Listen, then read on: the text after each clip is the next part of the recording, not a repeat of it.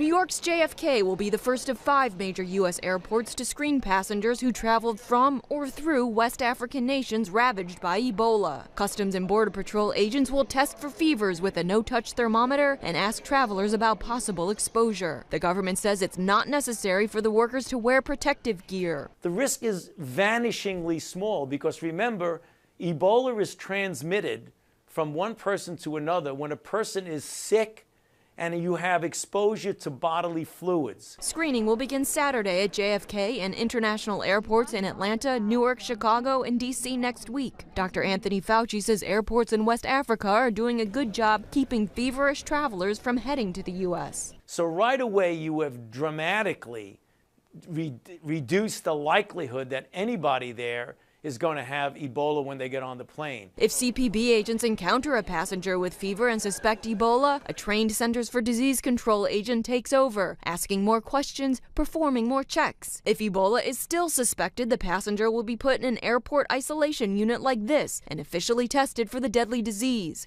But government officials admit this procedure would not have kept Thomas Eric Duncan from entering the country from Liberia, infected with Ebola but asymptomatic.